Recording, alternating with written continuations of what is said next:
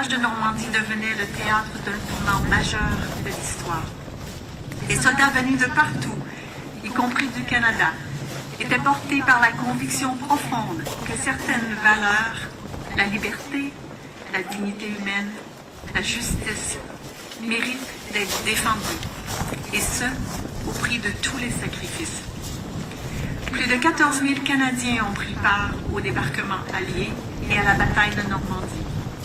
À la fin de la Seconde Guerre mondiale, plus d'1 million de Canadiens avaient servi en uniforme dans le plus atroce conflit armé du XXe siècle. Plus de 45 000 Canadiens n'en sont jamais revenus. Ils sont tombés en Sicile, à Hong Kong, dans l'Atlantique, Pays-Bas, ici, en Normandie. Un grand nombre d'entre eux n'avaient même pas 20 ans. À la France et à tous ceux qui font vivre cette mémoire, nous disons merci. In June 1944, Normandy became the stage of a collective act of solidarity unlike any the world had seen before. Here, in Sainte-Marie-du-Mont, where our nations once stood, shoulder to shoulder, we honored the courage of those who landed and the lasting bonds their sacrifice forged. Soyons chaque jour à la hauteur de ce sacrifice. We will remember them. Nous nous souviendrons d'eux.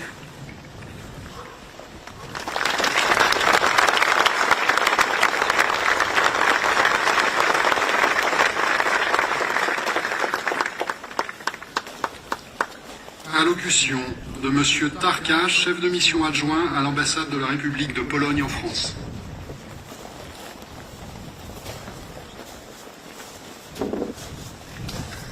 Chers vétérans, Monsieur le maire, Monsieur le ministre, Monsieur le secrétaire de la Défense, chers représentants des forces armées et des administrations à vos titres et qualités, habitants, mesdames et messieurs. C'est un grand honneur d'être parmi vous en tant que représentant de l'ambassade de la République de Pologne et de pouvoir prendre la parole. Je suis ensuite particulièrement reconnaissant. Il y a 81 ans a débuté la plus grande opération amphibie aéroportée jamais organisée, une opération qui allait changer le destin du monde. Aujourd'hui, nous pensons à ceux qui se sont lancés au péril de leur ville à l'assaut du mur de l'Atlantique réputé imprenable. Ce matin de juin, plus de 700 navires de guerre et plus de 4000 bâtiments de transport avancés sous la protection de 12 000 avions alliés en direction des plages de Normandie.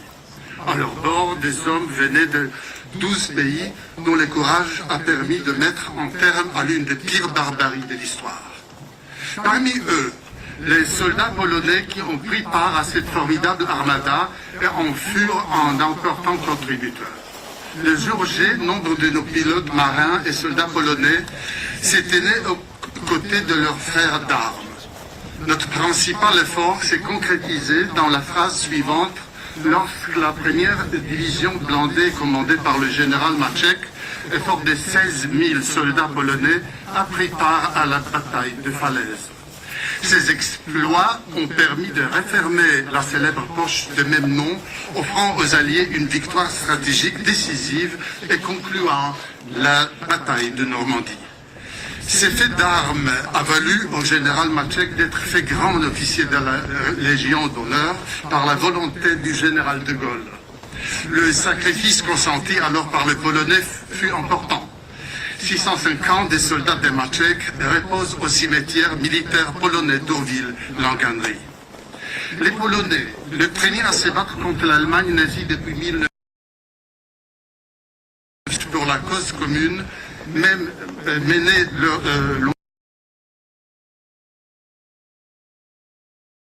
fidèles à notre vieille devise « Pour votre liberté et pour la nôtre », ils étaient présents sur tous les fronts des conflits. Abandonnés en 1945, les combattants polonais se sont vus exclus de la célébration de la victoire à Londres le 8 mai 1946 pour ne pas froisser les soviétiques ni les communistes au pouvoir en Pologne. Les anciens combattants polonais ont dû attendre un demi-siècle pour voir les soldats de leur pays défiler sur les lieux de leur victoire, même si là où les Polonais se battaient, comme si en Normandie, le peuple ne les a jamais oubliés. Aujourd'hui, nous entretenons la mémoire essentielle de ces héros, comme de tous ceux qui sont venus se battre, mourir et vaincre en territoire normande. Nous n'oublierons jamais les braves des nations alliées qui ont versé leur sang sur cette terre et qui y dorment pour l'éternité. Ladies and gentlemen, we come together today before the monument that pays tribute to the contribution of our heroes in the final victory over Nazi Germany. I salute all those who have gathered here to express the gratitude to those who fought for a Europe free, whole and peace. Indeed, today one cannot speak of the fight for freedom without thinking of Ukraine and the Ukrainians. Peace in Europe has been shattered by Russia once again, and the free and democratic world is challenged. We Poles have always been allies of freedom, and for freedom and peace to prevail in Ukraine, we must persist in our unity and in our support to our Ukrainian brothers and sisters. After all, unity and perseverance are perhaps the most important lessons left to us by the heroes who came to fight on this Normandy soil and whose memory we cherish today. May we never forget the sacrifice. Thank you.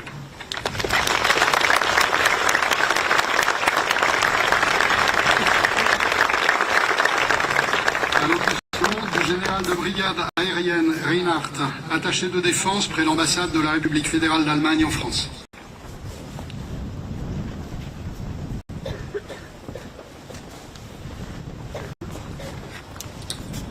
Veterans, anciens combattants, Monsieur le ministre, Mr. Secretary Hegseth, Mr. Secretary Healey, Excellences, Mesdames et Messieurs les officiers généraux, Mesdames et Messieurs, en vos grades et qualités, soldats. C'est pour moi un très grand honneur de prendre la parole ici, aujourd'hui, au nom de la République fédérale d'Allemagne, mais aussi en tant qu'être humain profondément ému par l'esprit de ces lieux. Le 6 juin 1944 n'a pas seulement marqué un tournant militaire, mais un tournant dans l'histoire de notre continent. Ce fut le début de la libération de l'Europe du joug d'un régime totalitaire et inhumain. Pour nous, Allemands, ce jour reste un jour d'humilité, mais aussi un jour de gratitude. Gratitude envers ceux qui ont risqué et souvent donné leur vie pour libérer l'Europe, y compris l'Allemagne. Gratitude envers ceux qui, après la guerre, ont choisi la réconciliation plutôt que la vengeance. Pouvoir parler ici aujourd'hui en tant que représentant officiel d'Allemagne, voir des soldats allemands côte à côte avec leurs partenaires français, américains et alliés, ce n'est pas une évidence, c'est un privilège. C'est aussi un signe de confiance de la part de nos partenaires, alliés et amis. Je tiens à remercier chaleureusement nos hôtes français. Depuis plus de 20 ans, lors de commémorations, vous accueillez ici en Normandie les soldats allemands. Ce geste montre le sens même de ce qui rend l'Europe si précieuse. La volonté de se réconcilier, même là où l'histoire a laissé des blessures profondes. Aujourd'hui, nous honorons le courage des soldats alliés, la souffrance des civils et la fin d'une idéologie de haine. Mais nous pensons aussi au présent et au demain. La présence ici, aujourd'hui, des jeunes soldats allemands est un symbole fort d'un avenir commun, d'un engagement conjoint pour défendre notre liberté, d'une Allemagne profondément européenne, engagée aux côtés de ses partenaires au sein de l'Union européenne et au sein de l'OTAN. Mesdames et messieurs, la commémoration du débarquement est aussi un moment plein d'espoir. Car cette journée nous rappelle que des anciens ennemis marchent aujourd'hui côte à côte, que le souvenir s'est transformé en devoir que nous acceptons avec beaucoup d'humilité. Thank you from the bottom of my heart. Merci de tout cœur.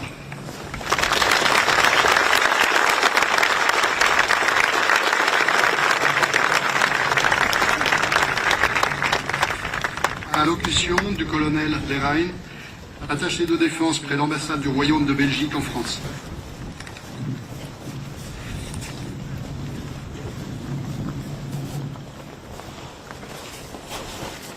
Dear veterans, Monsieur le Maire, Votre Excellence, Monsieur le Ministre des Armées de la France, Your Excellency, Secretary of Defence of the United States, Your Excellency, Secretary of State for Defence of the United Kingdom, Your Excellencies, Ambassadors and Representatives, Vos Excellences les autorités politiques, régionales et locales françaises, Monsieur les généraux et amiraux, Messieurs les attachés de défense, Messieurs et Mesdames les autorités en vos grades et qualités, Messieurs et Mesdames les porte-drapeaux, Messieurs et Mesdames représentants des associations d'anciens combattants, Messieurs et Mesdames. The Belgian Minister of Defence asked me to deliver this message in the name of the Belgian Army and Government. Our country owes much, if not everything, to the brave men that risked their lives on this beach 81 years ago. The young men landed here on Utah Beach came from the US. Further to the east, men would land from the UK and Canada. They risked their lives without hesitation, not to restore liberty to their own countries, but to bring liberty to us. To quote from the marching order of General Eisenhower on D-Day, you will bring about the elimination of Nazi tyranny over the oppressed peoples of Europe. We need to realize how exceptional this undertaking was in human history. Not so much from a military point of view, as is often done, but from a political one. The British could have accepted Hitler's peace of the fall of France, yet they chose to fight on, to liberate us from the Nazi occupation. Likewise, the United States could have judged that Nazi imperialism was not their problem, as a vast ocean separated them from its victims. Yet, the United States sent their finest sons to fight and die on this very beach, to restore freedom and democracy to Europe.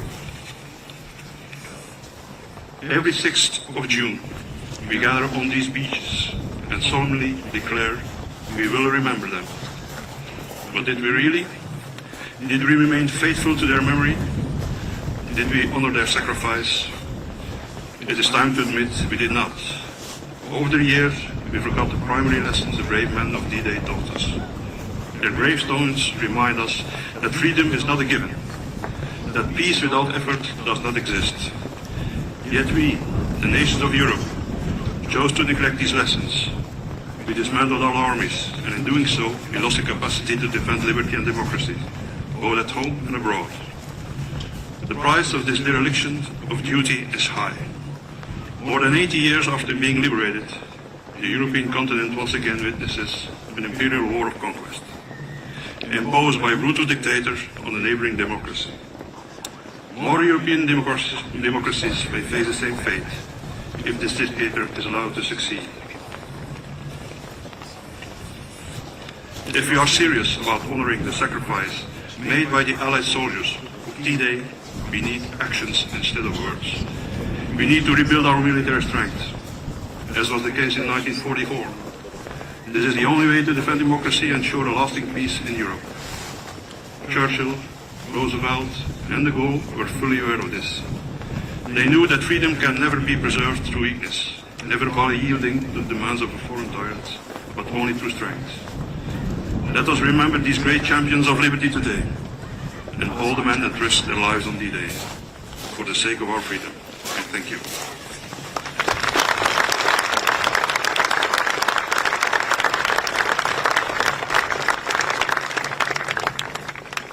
Allocution de M. Andersen, membre du Parlement, délégué général de l'armée territoriale du Danemark.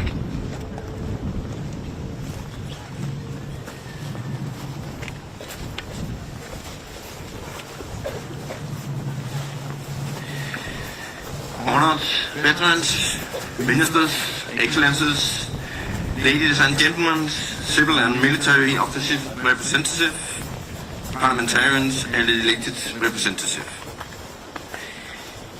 They came through the night. They came at the break of day. They came to liberate Europe.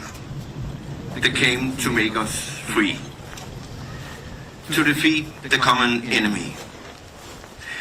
Today we are gathered here to honor those who arrived on these shores on the 6th of June 1944, determined to liberate Europe from the Nazi occupation, determined that we should regain our lost freedom.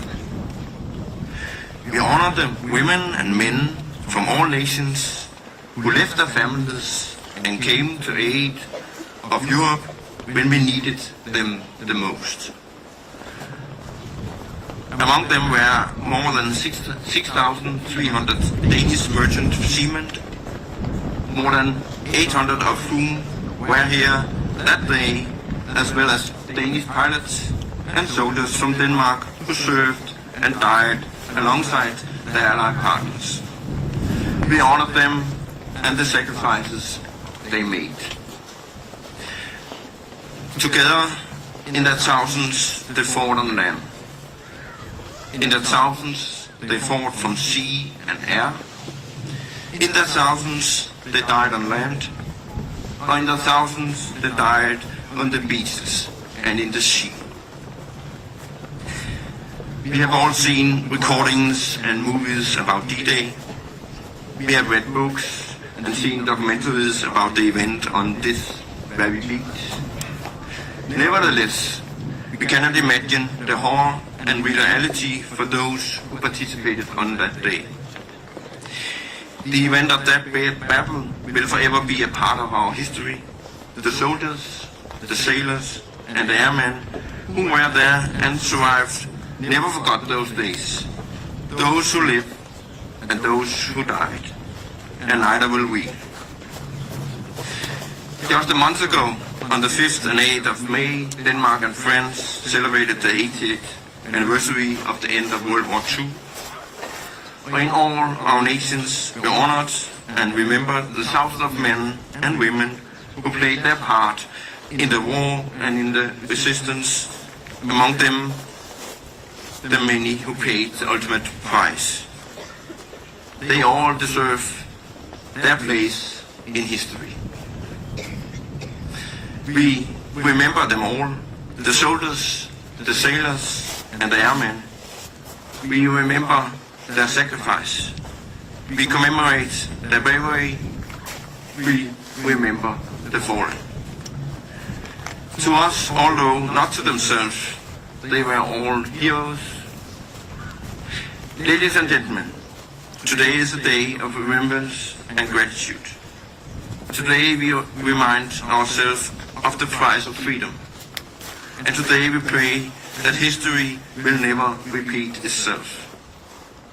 As Commissioner to the Danish Home Guard, it is both an honor and humbling to be standing here on Utah Beach among representatives of those nations who, through the will of their people and bravery of their servicemen and civilians, offered so much to make Europe free.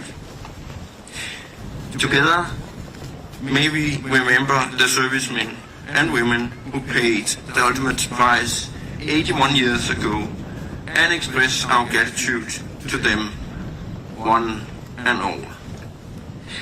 They came in their thousands, the rest here in their thousands, lest we forget. Thank you.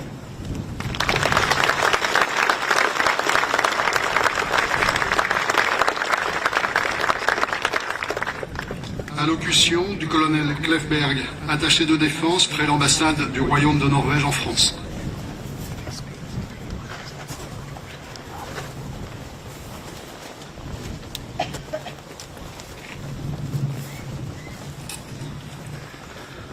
Dear veterans, chers vétérans, ministers, secretary, generals and colleagues, ladies and gentlemen, dear friends.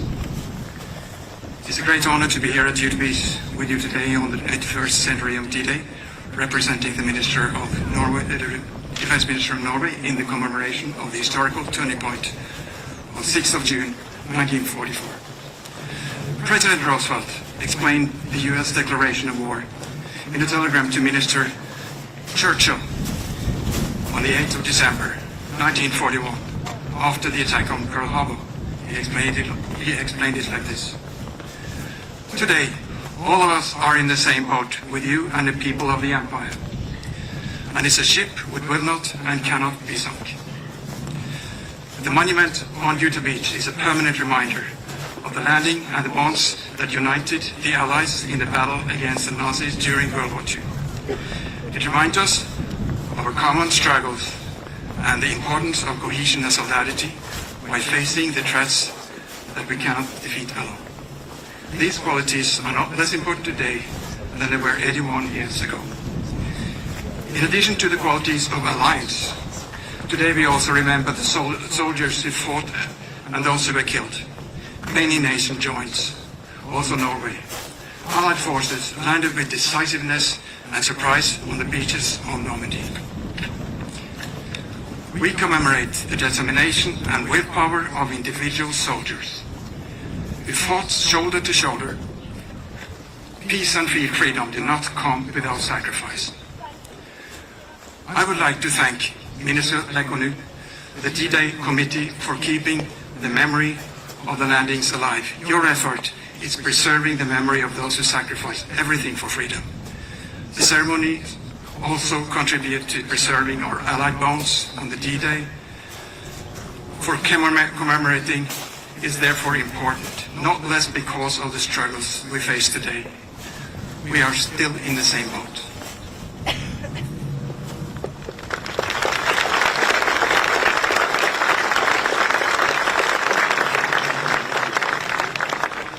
Allocution de M. Versteeg, ambassadeur du Royaume des Pays-Bas en France.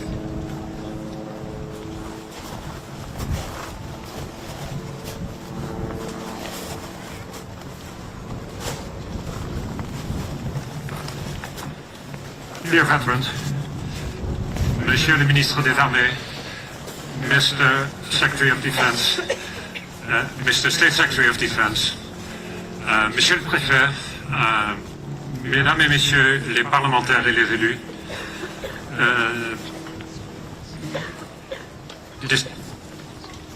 ladies and gentlemen, today we stand here on sacred ground, a place where 81 years ago thousands of young men gave their lives for something bigger than themselves: freedom, democracy, and peace. Among them were also Dutchmen, pilots, Marines, resistance fighters, who fought shoulder to shoulder with their allies for a free Europe. Without American commitment, support and cooperation, that liberation would have been unthinkable. Together with British, Canadians, French, Poles, and many others, they showed us what is possible when free nations unite in resisting tyranny. D-Day was not just a military operation, it is a moral compass. It showed that cooperation between nations, even in the darkest of times, can make all the difference. The moral compass was and is still vital today, because even now, European peace is under pressure. The war on our continent confronts us with the same questions as then. What is our responsibility? What are we willing to do for freedom and security? Remembering D-Day does not only mean looking back, it also means recognizing that peace can never be taken for granted. It requires vigilance, preparedness, and investment. It requires unity, and it requires the courage to act when our values are threatened. We are prepared to do our share. We're doing that with regard to Ukraine. We're doing that in NATO. And we will step up our efforts. Because today we honor the past, but we also reaffirm our commitment to the future. For a world that stands for freedom, for solidarity between peoples, and for an international legal order based on common principles and common interests and the unshakable will to defend them. Let us carry that pledge, written here on June 6, 1944, in sacrifice and courage, today with renewed determination. Thank you very much.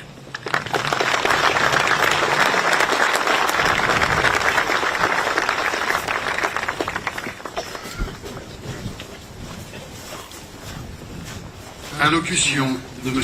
Healey, secrétaire d'État à la Défense du Royaume-Uni de Grande-Bretagne et d'Irlande du Nord.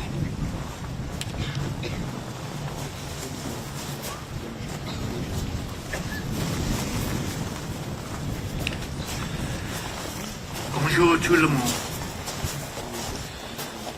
81 years ago today, tyranny bowed when the courage of free men forced open the gates of liberation. Within hours, people of Saint-Mary-l'Église had control of their destiny again. Within 3 months, the tricolour once again flew from the Eiffel Tower. Within a year, the continent of Europe would once again know peace. It is a rare thing to have changed the course of history, but that is what the veterans of Normandy did. They fought for a future that they knew they may not live to see. And through their valour, we inherited a free world. We are humbled to be in your company. We give eternal thanks for your sacrifice. And I'm also grateful to the Comité des Départements as the stewards of our shared history. With every year that passes, your work becomes more important. And 81 years on, we return to Normandy to ask what principle guided 150,000 souls across that body of water. What belief compelled the paratroopers of the 82nd and the 101st to thunder through the skies above us? What force drove the Ivy men to charge these dunes at Utah? All to liberate people they had never known in a land they had never seen. And that is the power of unity, the power of friendship, the faith in democracy and freedom. And through the sacrifices made on these shores, we learned the true strength of alliances, the strength of our warfighters standing together as they continue to do on operations today. Personnel from Manchester, from Marseille, from Minnesota.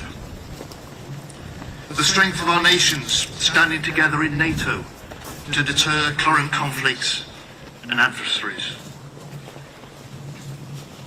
The responsibility to safeguard D-Day's legacy of freedom rests today with us. So let us give everlasting honour to our Normandy veterans, for whom the longest day never ended. And let us find the strength to carry on in their names and to carry forward their cause. Thank you.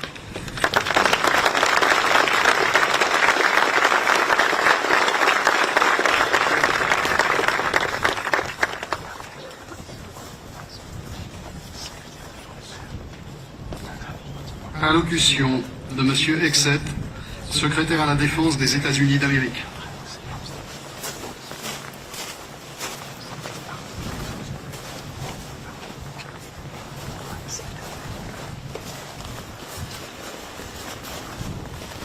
Sebastien, ministers, generals, troops, our French friends, and of course, our heroes.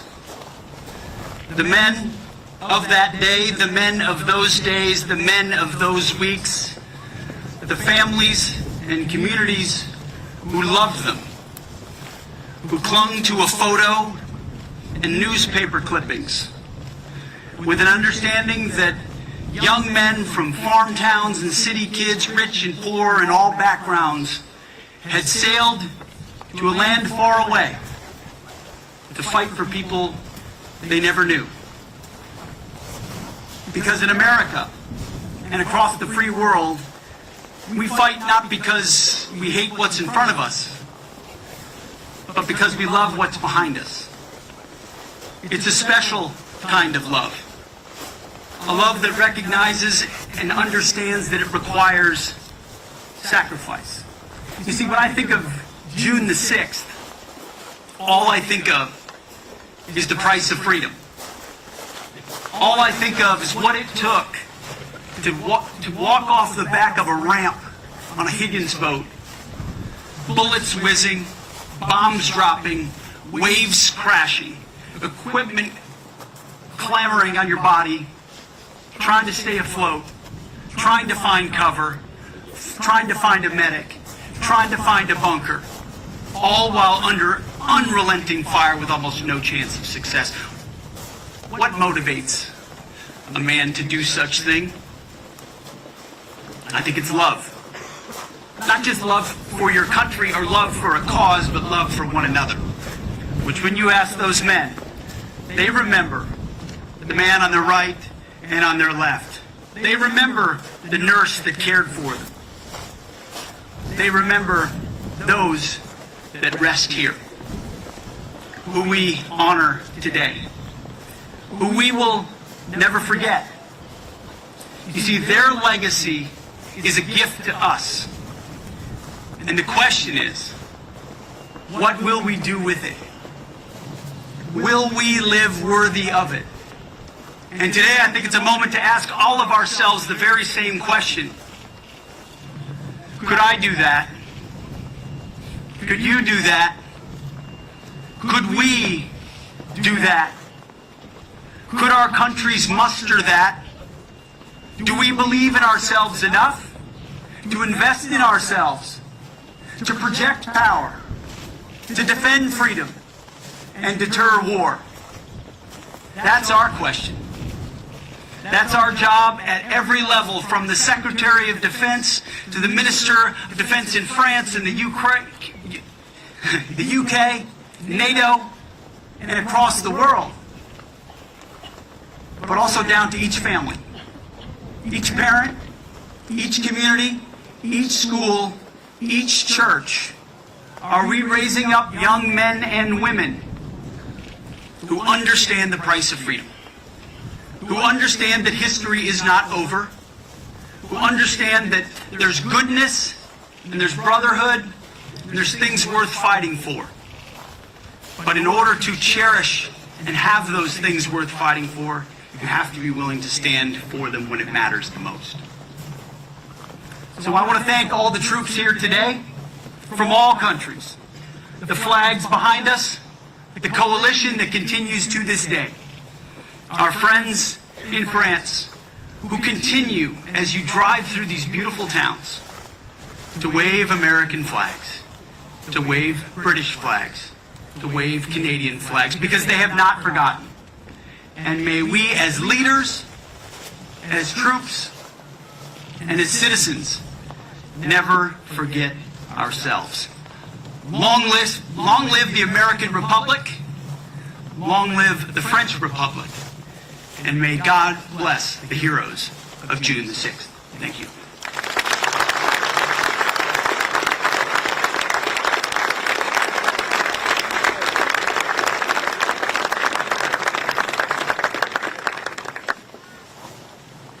Allocution de Monsieur Lecornu, ministre des Armées.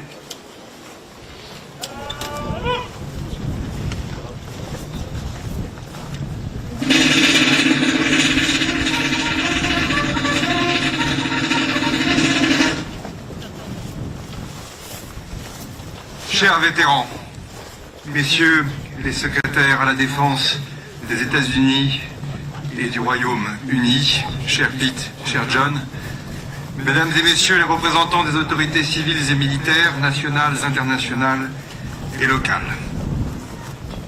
Alors qu'ils attendaient au large l'ordre de se lancer à l'assaut du mur de l'Atlantique, les soldats du 6 juin ont vu une lame fendre la nuit. Cette lame, c'était la ligne d'horizon éclairée par les premières lueurs de l'aube, et cette ligne à l'horizon, c'était la terre de France. Il y a 81 années, à 5h58, très exactement, le soleil se leva sur les plages d'Utah, Omaha, Gold, Juneau et Sword Beach. Et c'est ici, à 6h30 que la bataille de Normandie a commencé. Ce jour allait être le jour le plus long et sans doute le plus décisif, non seulement pour la libération de la France, mais pour la victoire et pour la paix. Bientôt, 150 000 combattants de la liberté, venus des États-Unis, du Royaume-Uni, du Canada, mais aussi de France, allaient débarquer. Ils avaient pour mission d'ouvrir la voie à une formidable armée d'1 million de renforts américains, britanniques, canadiens, hollandais, grecs, belges, polonais, danois ou encore norvégiens. Norvégiens, comme Anton Helvetier, qui avait été naturalisé américain un an plus tôt, en 1943, et qui fut le premier soldat à perdre la vie, ou plutôt à donner sa vie, au large d'Utah Beach. Car, avant même de poser le pied sur le sol de France, ces hommes durent affronter la mer et ses dangers. À l'abri des blocos hérissés sur ces dunes, les batteries ennemies déversaient la mort, et alors que les balles sifflaient et que les barges tanguaient, ils tenaient ferme. À bord, ces jeunes qui allaient devenir des héros étaient tous des frères. Jamais on n'avait vu plus vaste armada sur la mer et dans les airs. Dans la nuit, des milliers d'avions et de navires alliés avaient bombardé les côtes du Calvados et du Cotentin. Et partout, de Ouistreham à Saint-Martin de Varéville, un déluge de feu avait frappé les défenses ennemies. Après le ciel et la mer, c'était maintenant à la terre, à cette terre où nous sommes aujourd'hui, de recevoir l'assaut suprême. Il faut imaginer le mélange d'effroi et d'abnégation au moment de se jeter dans les eaux glaciales de la Manche, sous le feu nourri des mitrailleuses et des canons allemands. Un à un, ils sont sortis des chalands et se sont jetés, comme un seul homme, dans le combat de leur vie. Ici, à Utah Beach, la progression est périlleuse, mais elle est rapide. Appuyés par les chars Duplex Drive, les guerriers américains s'emparent des positions ennemies. À 7h30, les soldats du génie avaient levé les principaux obstacles. Et à compter de midi, les forces débarquées ont opéré la jonction avec les troupes parachutées. La situation est beaucoup plus difficile à Omaha-la-Sangrante, où la résistance des forces allemandes, plus qu'ailleurs, est farouche. Sur l'ensemble des plages, plus de 3000 jeunes hommes périssent ce jour-là, leur sang attaché aux plages, et cette marque est inscrite à jamais dans notre histoire. Un homme était parmi ceux qui ont débarqué à Utah Beach le 6 juin et se trouve aujourd'hui parmi nous. Il s'agit de Donald Carter, soldat de la célèbre 4e division d'infanterie, à qui je viens de remettre, aux côtés des collègues ministres, les insignes de chevalier dans la Légion d'honneur, notre premier ordre national. Je suis heureux que la France puisse lui témoigner, dans sa 100e année, toute sa reconnaissance pour son combat et celui de ses frères d'armes 81 années plus tard. À l'extrême est de l'opération Overlord, sur Sword Beach, ce sont les 177 Français du commando Kiefer qui ouvrent la voie. Ils portaient avec eux l'honneur de la patrie qui se libère des armes à la main. Car, comme l'a déclaré le général de Gaulle le soir du 6 juin, la bataille de France fut aussi la bataille de la France. Une bataille qui avait commencé dès le 17 juin 1940, le jour où Geneviève de Gaulle-Antonios, Pierre Messmer et tant d'autres avaient refusé l'appel du maréchal Pétain à cesser le combat. Ce jour encore où Jean Moulin avait préféré se trancher la gorge plutôt que de trahir son pays et ses idées. Cette bataille, c'était celle des centaines de milliers de résistants de l'armée des ombres, dans le maquis du Vercors, sur le plateau des Glières, en Corse. C'était celle des Français libres, de Londres, d'Afrique et des Amériques, qui allaient bientôt les rejoindre pour sceller ensemble le destin de la France.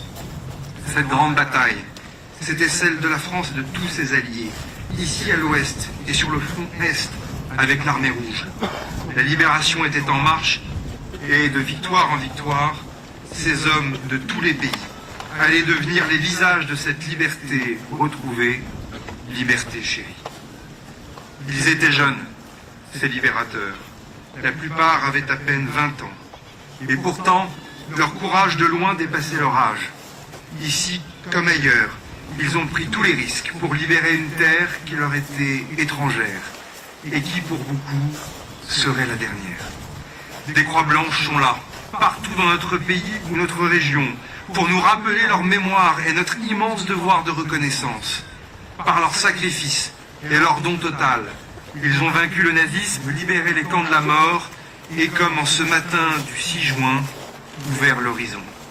Ils ont franchi ce mur de l'Atlantique qu'Hitler croyait invincible.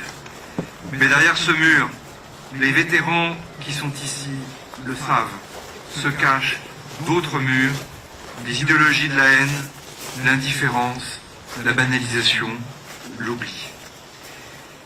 Cet après-midi, nous n'oublions pas. Nous n'oublions pas l'héroïsme, nous n'oublions pas l'amitié ni la fraternité, nous n'oublions pas le sang versé pour notre liberté.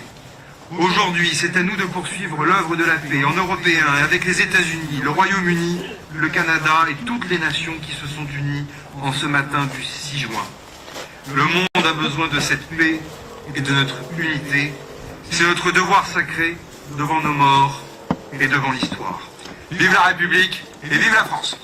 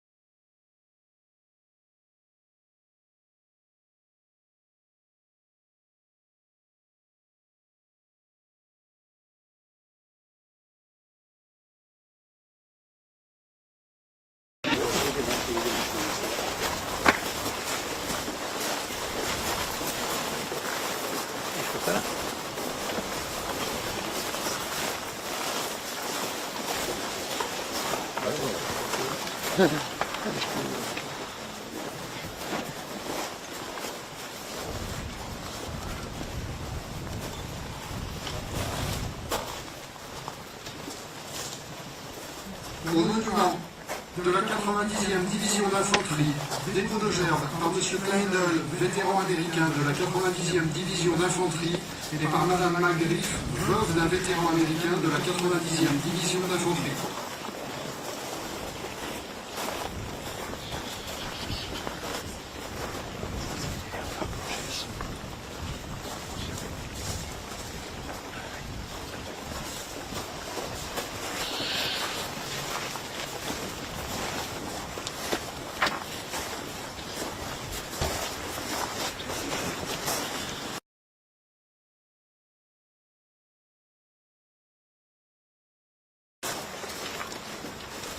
Au monument fédéral,